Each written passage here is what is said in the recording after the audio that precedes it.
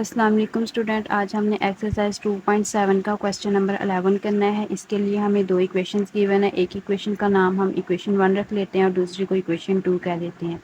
अब जो second equation है ये हमारे पास क्वाड्रेटिक फॉर्म में दी गई है, तो हमने इसको सॉल्व करके यहाँ से एक्स या वाई की वैल्यूज़ निकाल कर इक्वेशन 1 में पुट कर देनी है।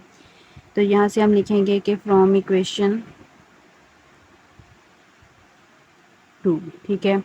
तो 3x² हमारे पास फर्स्ट टर्म हम एज इट इज़ लिख लेंगे। अब आप देखें कि आपके पास ये वाला जो कोफिशिएंट है वो 3 है और जो ये वाला कोफिशिएंट है वो 12 है। अगर आप जो है वो 3 और 12 को मल्टीप्लाई करवाएं तो आपके पास क्या आता है, यहाँ पे 36 आ जाता है। तो आपने दो ऐसे नंबर लेने हैं जिनको मल्टीप्लाई करवाएं तो 36 है, उनको प्लस या माइनस करवाएं तो आपके पास -5 आए। तो यहाँ पे हम देखें कि अगर हम 9 और 4 लें, 9 4 को मल्टीप्लाई करवाएं तो 36 आता है, 9 में से 4 माइनस करवा दें तो आपके पास 5 आ जाता है। इसका मतलब है कि आपने यहाँ पे 5xy की जगह जो है वो 9 और 4 को लिखना है। तो इनमें से जो बड़ा नंबर है वो आपने पहले लिखना है और ये वाला साइन उसके साथ लगाना है, और ये जो वेरिएबल है यहाँ पे इसके साथ वो एज इट इज़ आपने लगा देना है। दूसरा नंबर आपके पास है 4, ठीक है। यहाँ पे हमने 4 लिख लेना है और ये वेरिएबल एज इट इज़ लगा देना है। अब हमने इसके साथ साइन लगाना है, इसके साथ जो हमने साइन लगाना है वो इस आंसर के हिसाब से लगाना है कि हमारा आंसर ये वाला बनना चाहिए। अगर आप यहाँ पे -4 लगा देते हैं तो -9 और -4 -13 बन जाएगा। तो इसका मतलब है कि हमें यहाँ पे प्लस लगाना चाहिए। अगर मैं यहाँ पे प्लस लगाऊंगी तो -9 और +4 का आंसर आपके पास क्या आएगा, -5 आएगा, ठीक है। और इसके बाद जो लास्ट वाली वैल्यू होती है वो हम एज इट इज़ लिख लेते हैं। इसकी पहली और लास्ट वाली वैल्यूज़ हमने एज इट इज़ लिखनी होती है। दरमियान वाली वैल्यूज़ को तोड़ के हमने दो हिस्सों में लिखना होता है। तो इक्वल टू 0 आपके पास एज इट इज़ आ जाएगा। यहाँ पे अब आपके पास 4 टर्म्स बन गई हैं। तो इसमें से आपने जो है वो दो दो टर्म्स में से जो है वो कॉमन वैल्यूज़ ले लेनी है, ठीक है। तो इन दो टर्म्स में से आपके पास जो है वो 3x कॉमन आ रहा है, ठीक है। तो यहाँ पे आपके पास x बचेगा, यहाँ पे 3 3 9 हो गया, x कॉमन चला गया और y आ गया। इनमें से आप देखें आपके पास यहाँ पे 4 कॉमन आ रहा है, ठीक है, और y कॉमन आएगा। 4 और y जब आप कॉमन ले लेंगे तो यहाँ पर x बचेगा, यहाँ पर 4 3 आपके पास 12 हो जाएगा, 2y में से एक y कॉमन और ये y आपके पास बच गया इक्वल टू 0। अब ये आपके पास बच्चों 2 टर्म्स रह गई बन गई हैं यहाँ पे, ठीक है। तो यहाँ पे आप देखेंगे इन दोनों टर्म्स के पास ये वाली ब्रैकेट जो है वो सेम है, तो आप यहाँ से ये वाली ब्रैकेट कॉमन ले लेंगे। x - 3y आपने कॉमन ले लेना है। यहाँ पे आपके पास आएगा 3x और यहाँ पे आपके पास आएगा 4y इक्वल टू 0, ठीक है। इसके बाद हम देखते हैं कि यहाँ से अब आपने जो है वो दोनों ब्रैकेट्स को जो है वो 0 के इक्वल कर लेना है, इसको भी और इस वाली ब्रैकेट को भी, ठीक है। तो यहाँ से बच्चों आपके पास अगर हम x की वैल्यू निकालें तो वो क्या आएगी, 3y आएगी। इसका नाम आप लोग रख लें इक्वेशन नंबर 3। और यहाँ से अगर आप x की वैल्यू निकालें तो 4y इधर आकर माइनस हो जाएगा और x के साथ 3 मल्टीप्लाई है वो इधर आकर क्या हो जाएगा, डिवाइड हो जाएगा। इसका नाम आप लोग रख लें इक्वेशन नंबर 4, ठीक है। यहाँ से अब आप अपने क्वेश्चन के 2 पार्ट्स कर लें, ठीक है। अब ये जो हमारे पास x की वैल्यू आई है बच्चों, वो अब हमने किस में पुट करनी है, इक्वेशन नंबर 1 में पुट करनी है, ठीक है। तो यहाँ पे हम लिखेंगे put x equal to 3y in equation 1। तो इक्वेशन 1 आपके पास क्या है, 3x² है, तो 3 इंटू एक्स की जगह आप 3y लिखेंगे, y² minus y² as it is equal to 26, ये वाली इक्वेशन जो है, ठीक है। तो इसको आप सॉल्व करें, 3 इंटू 3 का स्क्वायर लें, 9y² minus y² equal to 26। तो 3 9 आपके पास आ जाएगा 27y² minus y² equal to 26। 27y minus 1y² आपके पास कितना आ जाएगा, 26y² इक्वल टू 26। यहाँ से अगर आप जो है वो y² की वैल्यू निकालें तो 26/26 ये वाला इधर डिवाइड हो जाएगा, तो y² किसके इक्वल आ जाएगा, 1 के। हमें y² की बजाय जो है वो अकेला y चाहिए, ठीक है। तो इसके लिए हम जो है वो दोनों साइड्स पर स्क्वायर रूट ले लेंगे, ठीक है। तो आपके पास y का आंसर क्या आ जाएगा, +-1, ठीक है। अब सेम हम जो है वो इस वाले पार्ट से वैल्यू निकाल लेते हैं। तो यहाँ पे आप लिखेंगे put x is equal to -4y/3 in equation number 1, ठीक है। तो 3 इंटू एक्स की जगह हम लगाएंगे -4y/3 का square minus Y square equal to 26। तो यहाँ से हम इसका स्केयर ओपन कर लेते हैं। माइनस का स्केयर प्लस हो जाएगा, 4 का स्केयर 16, वाई का स्केयर वाई स्केयर ओवर 3 का square 9 minus Y square equal to 26। तो 3 यहाँ से कटिंग कर लें, ये आपके पास बन जाएगा 16 Y square by 3 minus Y square equal to 26। यहाँ पे आपके पास ओवर वाली फॉर्म में वैल्यूज़ आ गई है, ठीक है। फ्रैक्शन आ गया और दरमियान में माइनस का साइन है, तो जब फ्रैक्शन के साथ माइनस, दरमियान में माइनस या प्लस का साइन हो तो हमें एलसीएम लेना पड़ता है।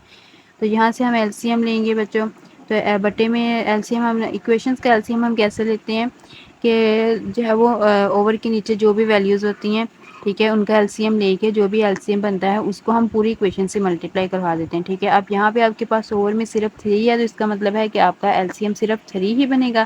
तो इसका मतलब क्या है कि आपने पूरी इक्वेशन को 3 से मल्टीप्लाई करवा देना है। तो यहाँ पे आपने लिखना है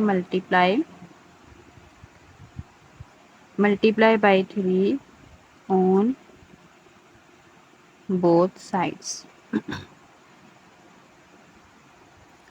तो यह यहाँ पे आपने क्या किया है कि इस वाली वैल्यू को भी आपने 3 से मल्टीप्लाई करवाया है और इसको भी आपने 3 से मल्टीप्लाई करवाया है और इस वाली वैल्यू को भी आपने 3 से मल्टीप्लाई करवाना है। तो यहाँ पे 3 से 3 कैंसिल हो जाएगा और आपके पास यहाँ पे आ जाएगा 16 वाई स्केयर, ये आ गया माइनस 3 वाई स्केयर।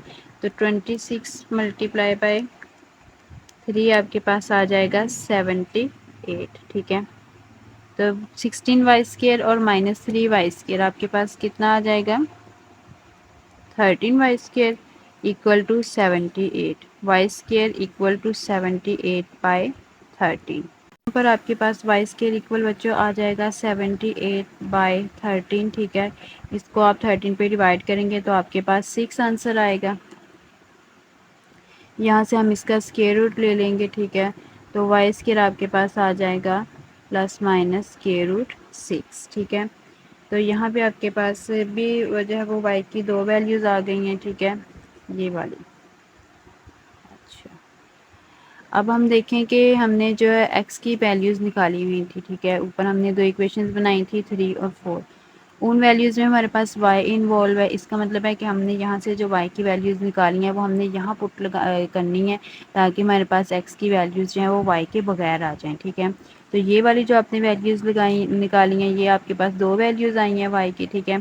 तो यहाँ पे आपने क्या करना है कि पहले आपने +1 पुट करना है और फिर -1 पुट करना है इक्वेशन नंबर 1 से, क्योंकि ये आपने सॉरी इक्वेशन नंबर 3 में, क्योंकि ये आपने इक्वेशन 3 से वैल्यूज़ निकाली हैं, ठीक है।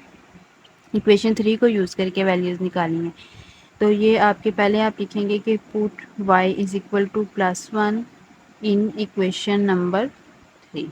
3 आपके पास है x इक्वल टू 3y। तो x इक्वल टू 3y की जगह 1 लगाएंगे तो x की वैल्यू आपके पास क्या आ जाएगी, 3 1 3।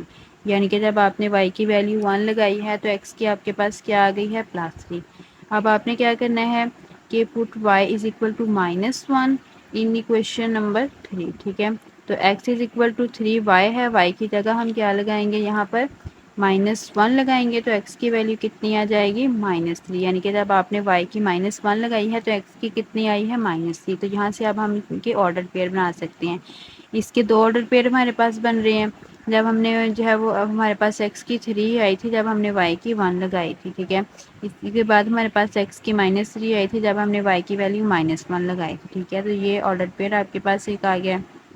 इसके बाद हमने यहाँ पर जो है वो इसका सेकंड वाला पार्ट सॉल्व कर लेना है, ठीक है। तो सेम इस तरह हम यहाँ पे करेंगे। ये वाले जो हमने y की वैल्यूज़ निकाली थी ये हमने बच्चों निकाली थी इक्वेशन नंबर जो है वो 5 से, ठीक है, 4 से, सॉरी इक्वेशन नंबर 4 से। तो इसका मतलब है कि अब हम इन वैल्यूज़ को दोबारा इक्वेशन 4 में ही पुट कर देंगे, ठीक है। तो यहाँ पे हमने क्या करना है कि put y is equal to +√6 in equation 4। तो इक्वेशन 4 जो है वो आपके पास थी x इक्वल टू -4/3, इसके साथ y आ रहा था तो y की जगह आपने क्या रख देना है, √6 रख देना है, ठीक है। तो ये आपके पास जो है x की वैल्यू आ जाएगी यहाँ पर, ठीक है, 4 इंटू √6।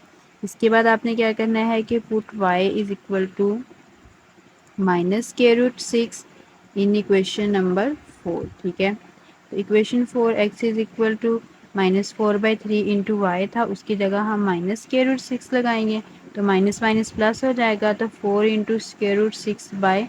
ठीक है, तो यहाँ पर आपके पास ऑर्डर पेयर जो है वो क्या बन रहा है। ठीक है,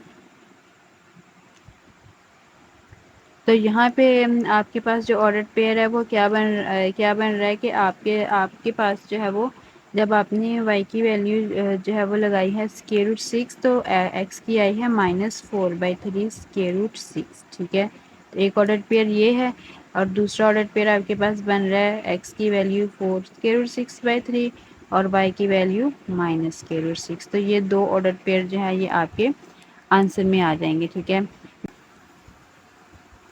अब हम इसका जो है वो सोल्यूशन सेट इस तरह लिख सकते हैं कि आप पहले जो है वो आप यहाँ पे फर्स्ट वाला ऑर्डर पेयर लगाएं 3 1, और अगला ऑर्डर पेयर आपके पास था -3 और -1। ठीक है, उसके बाद नेक्स्ट ऑर्डर पेयर जो था वो आपके पास है 4 इंटू √6/3।